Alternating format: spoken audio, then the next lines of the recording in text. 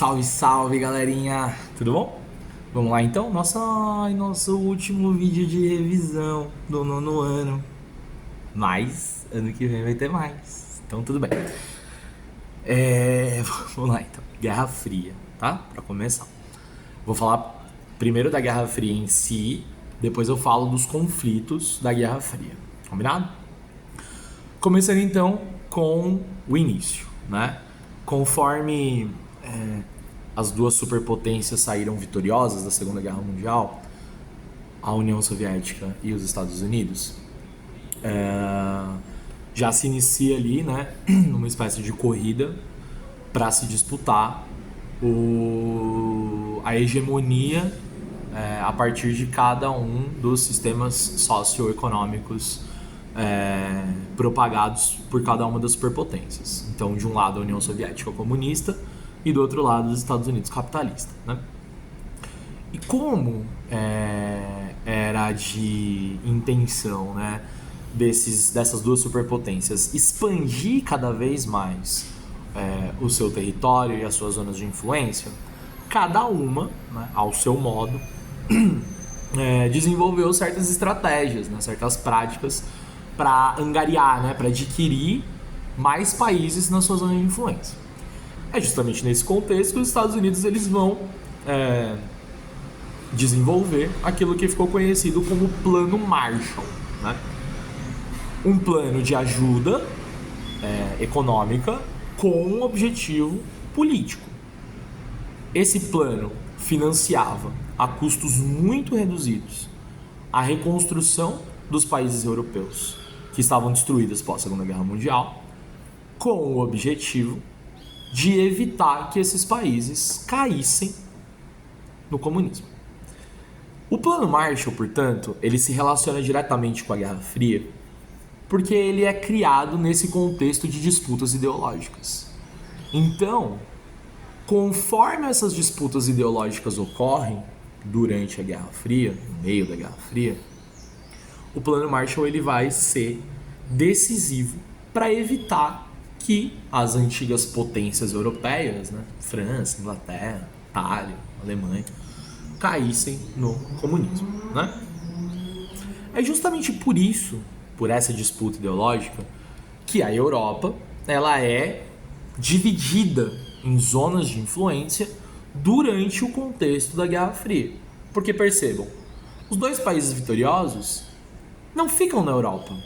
A União Soviética geograficamente fica, óbvio, mas ela está no leste europeu, né? Então, a Europa continental, que engloba ali Inglaterra, França, Itália, Alemanha, Espanha, Portugal, Grécia, enfim, ela vai ser dividida porque foi o território mais atingido pela Segunda Guerra Mundial. E as duas superpotências tinham interesse de que esses países destruídos pela guerra, eles foram, né, eles caíssem, né, eles se transformassem em potências de acordo com o lado, né, com a doutrina ideológica que está sendo propagada pelas duas superpotências. E é justamente aí que, primeiro, a Alemanha, né, vai ser dividida. A Alemanha, o país mais destruído, vai ser dividido em várias zonas de influência: soviética, inglesa, francesa, estadunidense, e a própria Europa como um todo também vai ser dividida em zonas de influência. E é aí que surge a Cortina de Ferro, aquele conjunto de países do leste europeu, Tchecoslováquia, Bulgária, Romênia, Polônia, né? Países que vão ser zonas de influência soviéticas e que vão servir, esse é o objetivo da Cortina de Ferro, como uma espécie de barreira geográfica de proteção para a União Soviética. É nesse contexto de disputa ideológica do lado comunista e do lado capitalista que também surge, talvez, um dos aspectos mais interessantes da Guerra Fria, a corrida espacial, que tem muitos porquês, né? A corrida espacial, ela envolve uma questão simbólica. é um desenvolvimento tecnológico. Colocar o homem no espaço significaria uma vitória simbólica muito importante. Se a disputa ideológica é qual é o melhor sistema, o sistema que vencer a corrida espacial e colocar o homem no espaço vai ser, obviamente, um sistema muito respeitado. Outros aspectos, e talvez os mais decisivos. A corrida espacial é uma corrida tecnológica. E, sendo uma corrida tecnológica, quanto mais se desenvolver, mais possibilidade de espionagem vai acontecer. Por que espionagem? Então você está falando para mim que tem uma relação entre a corrida espacial e a espionagem praticada tanto por Estados Unidos como por União Soviética? Exatamente. Estou afirmando isso. Por quê? Porque a tecnologia pode desenvolver estratégias e técnicas de espionagem. Quer ver uma? Satélite. Os satélites que poderão oferecer várias fotografias para que ou o lado comunista saiba o que está acontecendo no lado capitalista, ou o lado capitalista saiba o que está acontecendo no lado comunista. E a partir daí é que a gente já pode falar um pouquinho dos conflitos na Guerra Fria. E eu vou começar por Cuba. E por que eu vou começar por Cuba? Porque a gente percebe a corrida tecnológica e a corrida espacial sendo muito impactante em um dos eventos da Revolução Cubana e do conflito, né, entre Estados Unidos e União Soviética durante a Revolução Cubana, que tem a ver totalmente com a Guerra Fria, a crise dos mísseis. Vou falar disso já já. A Revolução Cubana, é importante que a gente lembre, ela é uma revolução de caráter de libertação nacional. Cuba é o último país das Américas a se tornar independente do seu colonizador, que era a Espanha. Quando se torna independente, no finalzinho do século XIX, 1899, Cuba vai ser apoiada pelos Estados Unidos para fazer sua independência. Por quê? Porque os Estados Unidos queriam a liberdade de todos os países da América? Até queria, mas por interesses pessoais.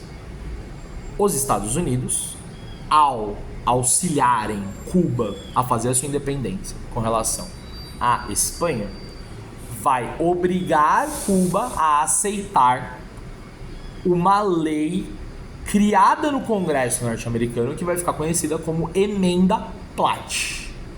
O que essa lei diz?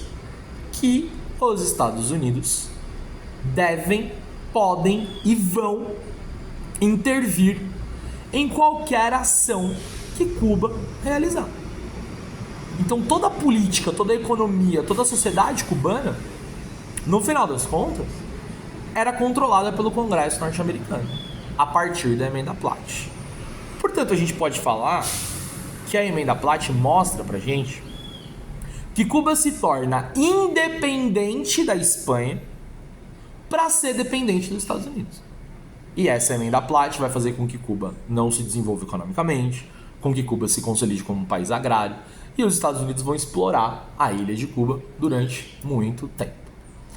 E, a partir dos anos 1950, vários movimentos começam a surgir em Cuba que tinham como objetivo derrubar a Emenda Platt, libertar Cuba desta prisão, né? E fundamentalmente na década de 50, afastar, derrubar o ditador Fulgêncio Batista, apoiado pelos Estados Unidos e que estava no poder já há bastante tempo e que realizava um regime de opressão em Cuba. E é assim que Cuba faz a revolução, que se concretiza no dia 1º de janeiro de 1959, e essa revolução de janeiro de 59, ela é de caráter de libertação nacional. Não é uma revolução comunista no primeiro momento. Tanto é assim que o primeiro país que os revolucionários cubanos vão procurar são os Estados Unidos. Só que os Estados Unidos, que não querem perder a sua influência sobre Cuba, não vão aceitar a revolução. Não vão aceitar e vão praticar vários atos cujo objetivo era acabar com a Revolução e fazer com que Cuba voltasse a ser dominada pelos Estados Unidos. Vou dar 2 exemplos para vocês. Primeiro, o desembarque da Baía dos Portos. Em 1960, o exército norte-americano, a CIA, vai mandar soldados para tentar invadir Cuba a partir da Baía dos Porcos para tentar derrubar o governo revolucionário. Os revolucionários cubanos vão resistir, vão expulsar os soldados norte-americanos. Mesmo assim, os Estados Unidos não desistem de fazer ações contra-revolucionárias. O que eles vão fazer a partir dali? Eles vão promover o boicote e boicote econômico, né, e a expulsão de Cuba da Organização dos Estados Americanos.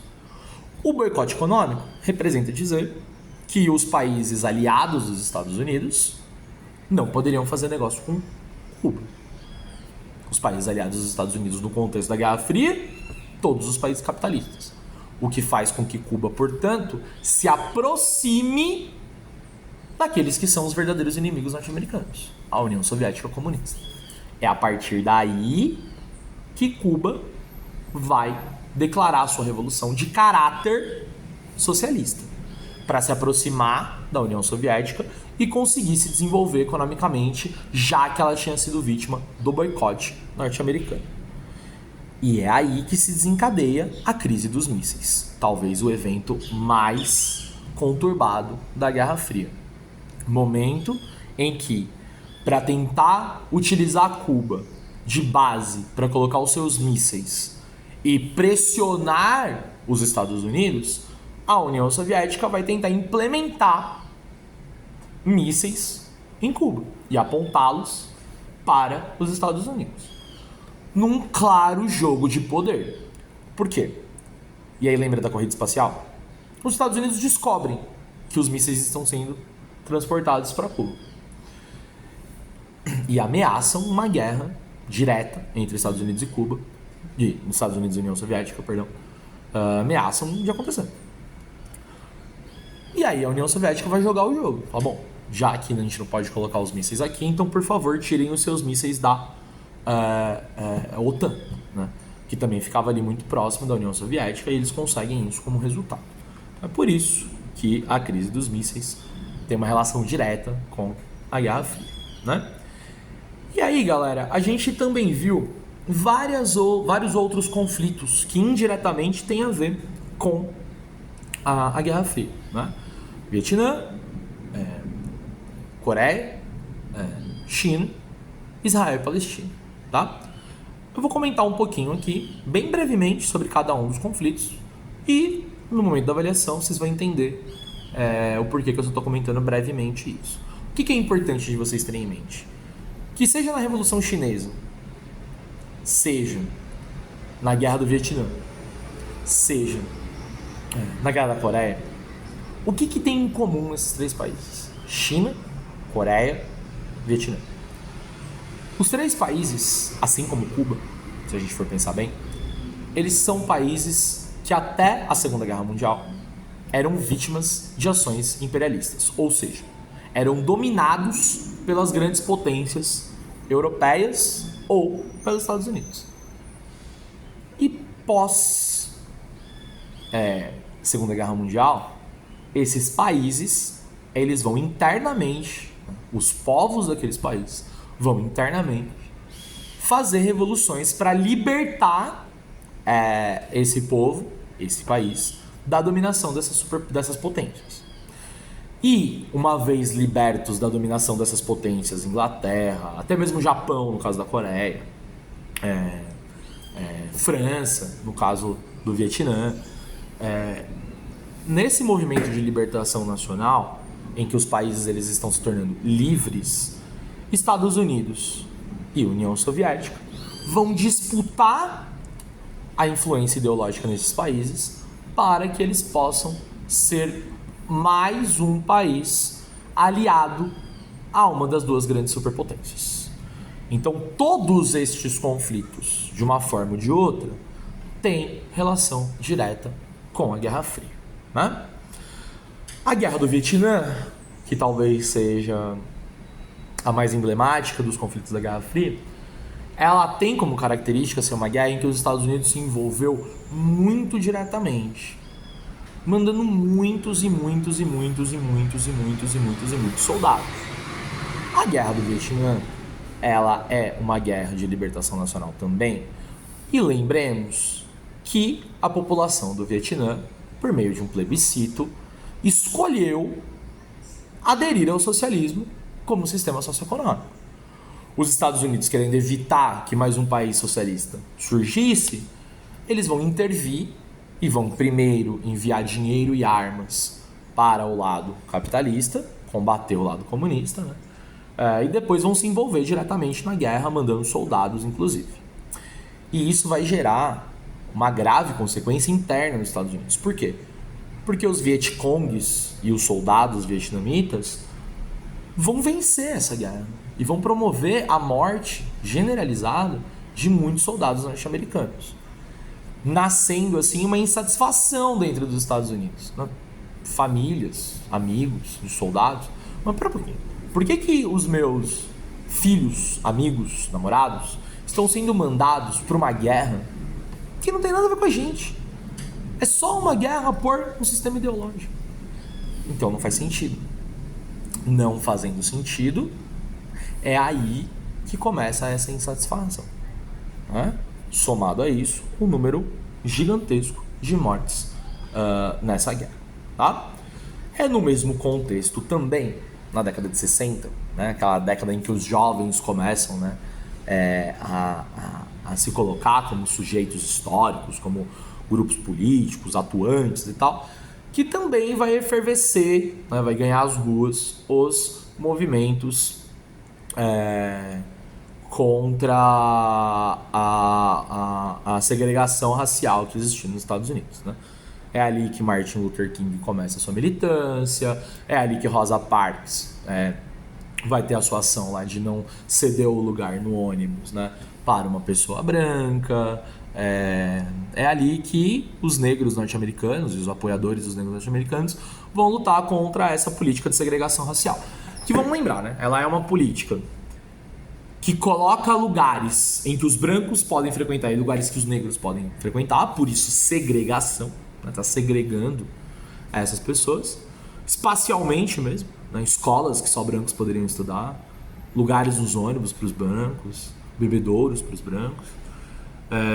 E também tirava, né, os direitos civis e políticos dos negros norte-americanos. Então, quer dizer, você não podia votar em determinadas cidades porque você era negro. Então, é por isso que o Martin Luther King afirma: a gente não vive numa democracia nos Estados Unidos, porque a democracia é para todo mundo, ou não é, né? Então, é nesse mesmo contexto, né, que esse movimento eclode, tá? E aí a gente vai para a última parte da avaliação, né, que é voltando já para o Brasil, tá? Eu vou começar então a falar aqui do Vargas, né? Passo pelo JK e encerro no JK, tá bom? Falando sobre o Vargas, galera, é muito importante que a gente lembre das diferenças entre os dois governos Vargas, né? O primeiro de 30 a 45, o segundo de 51 a 54. Esses governos, eles são muito diferentes. A maior diferença delas é que o primeiro governo, ele é uma ditadura, né? Professor, mas de 30 a 37 não é uma ditadura. Tá, tudo bem, não é. Mas ele não foi eleito democraticamente, né? Em nenhum momento. Em 51 ele é eleito democraticamente. Já é uma diferença substancial. No primeiro governo, você tem perseguição aos opositores. No primeiro governo, você tem censura. Você tem propaganda institucional feita pelo próprio governo para beneficiar o governo, né? No segundo governo, nada disso. É um governo democrático, né? No plano econômico, né, o primeiro governo Vargas é um governo que vai ter uma relação muito próxima dos Estados Unidos. E a gente verifica isso várias vezes, né? A gente verifica isso nos empréstimos que os Estados Unidos concederam para a realização das indústrias de base em 42. Mas principalmente porque o capital norte-americano, ele entrava e circulava no Brasil de maneira muito forte no primeiro governo Vargas. Agora, no segundo governo Vargas, não. Ali, a política econômica, vocês lembram do termo, é o nacional desenvolvimentismo. Os Estados Unidos, eles estarão, portanto, excluídos de participar da economia norte-americana no segundo governo Vargas. Essa é a diferença substancial. E a gente sabe que isso causou, inclusive, o isolamento político do Getúlio, né? Que se isola, que morre, que tentam dar um golpe, mas não consegue, e o seu sucessor é um getulista. Mas, ainda assim, é um getulista um pouco diferente, né? E ele é um pouco diferente porque o Vargas, ele defendia aquele nacional desenvolvimentismo com dinheiro, né? Nacional, exclusivamente, ao passo que o JK tem uma outra política de industrialização, né? Jogando lá no plano de metas a criação das estruturas de base das indústrias, né? Então, quem ia construir a base industrial para que se pudesse efetivamente industrializar o Brasil era o Estado, e as indústrias de bem de consumo seriam feitas pelo capital privado. Isso desenvolve o Brasil? Sim.